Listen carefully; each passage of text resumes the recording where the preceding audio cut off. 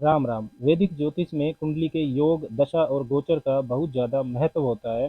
कुंडली के योग संकेत देते हैं जीवन की विभिन्न घटनाओं के बारे में, और वह घटनाएं कब घटेंगी यह दशा और गोचर को मिलाकर समझा जाता है। इसलिए गोचर का भी वैदिक ज्योतिष में विशेष महत्व है। विशेषकर जो ग्रह लंबी अवधि तक एक ही राशि में रहते हैं, जैसे बृहस्पति, शनि, राहु, केतु, उनके गोचर का बहुत ज़्यादा महत्व होता है। 29 मार्च 2025 को शनिदेव अपनी मूल त्रिकोण राशि कुंभ से निकलकर मीन राशि में प्रवेश करने जा रहे हैं। 23 फरवरी 2028 तक शनिदेव का गोचर मीन राशि में ही रहेगा। इस वीडियो में हम बात करेंगे कि मीन राशि में शनिदेव के गोचर का कन्या राशि वालों पर क्या प्रभाव पड़ेगा। शनिदेव को मीन राशि में अगर हम समझें तो मीन राशि जल तत्व की सौम्य राशि है। इसलिए मीन राशि का संबंध कल्पना शक्ति, सपने देखने से होता है। Sign of imagination and dreams mean राशि को कहा जाता है। अध्यात्म, अवचेतन मन में झांकना, हीलिंग पावर्स, एकांत स्थान, विदेशी स्थान, इनका संबंध भी मीन राशि से होता है। शनि देव कर्म फल दाता है। आप मेहनत कितनी करेंगे व मेहनत का फल कितना मिलेगा यह शनि निर्धारित करते हैं। शनिदेव चाहते हैं कि अनुशासन में रहकर लगातार मेहनत करनी चाहिए। रोजगार, नौकरी, सीमाएं, विलंब, रुकावटें, आलस्य, नियम व कानून, इनके शनिदेव कारक होते हैं। कल्पना की राशि में वास्तविकता और लगातार मेहनत के कारक शनि गोचर करते हुए असहज महसूस करेंगे, अनकंफर्टेबल रहेंगे।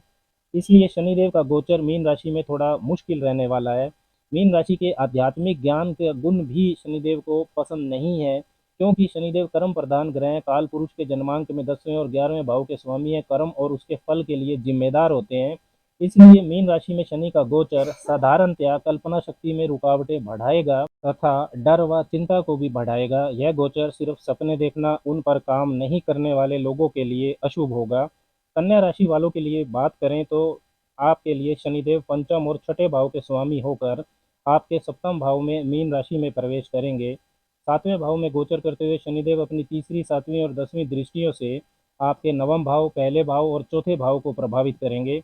छठे भाव में उनकी मूल त्रिकोण राशि कुंभ आती है। छठा भाव अशुभ भाव होता है। लेकिन कन्या वालों के लिए अच्छी बात यह है कि वह आपकी राशि के स्वामी बुध के परम मित्र हैं। पंचम भाव से आपकी बुद्धि, बुद्धिमता, शिक्षा पक्ष, संतान पक्ष, प्रेम संबंध, स्पेकुलेशंस, इनको देखा जाता है। छठा भाव रोग, कर्ज और शत्रुओं की स्थिति को दिखाता है। छठा भाव रुकावटों व कंपटीशन का सामना करने का तथा सर्विस भाव भी होता है। सप्तम भाव से विवाह, वैवाहिक जीवन, व्यापारिक साझेदारियों को देखा जाता है। शनिदेव का सप्तम भाव में यह गोचर दीर्घकालीन निवेश, लॉन्ग टर्म इन्वेस्टमेंट और विदेशी व्यापार के लिए अच्छी संभावनाओं का संकेत देता है। सप्तम भाव लंबी साझेदारियों का होता है। सप्तम भाव में शनिदेव ताकतवर भी माने जाते हैं, क्योंकि सप्तम भाव में शनिदेव को पूर्ण दिशा बल मिलता है। आर्थिक स्थिति के लिए तथा व्यापार के लिए सप्तम भाव में शनिदेव का गोचर शुभ प्रभाव देगा। छठे भाव के स्वामी होकर शनिदेव सातवें भाव में गोचर कर रहे हैं, तो आप शादी अथवा व्यापार के लिए अथवा किसी अन्य आवश्यक कार्य के लिए बैंक से लोन आदि अगर लेना चाहते हैं तो उसमें आपको सफलता मिल सकती है। मतलब यह है कि शनिदेव का यह गोचर आपके कर्जे को बढ़ा सकता है। तो अब आपको यह विश्लेषण कर लेना है कि आपको कर्ज किस लिए लेना है।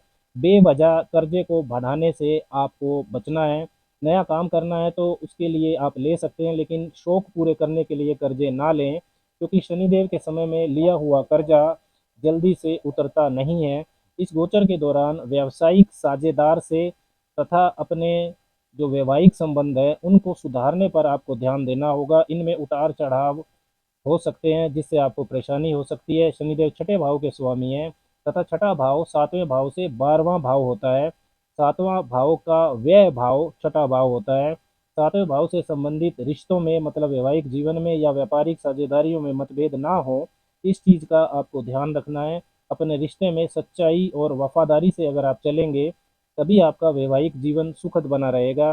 पंचम भाव के स्वामी होकर भी शनिदेव सातवें भाव में है, तो यह स्थिति प्रेम विवाह के लिए शुभ है। जो कन्या वाले प्रेम विवाह करना चाहते हैं उनको सफलता मिल सकती है।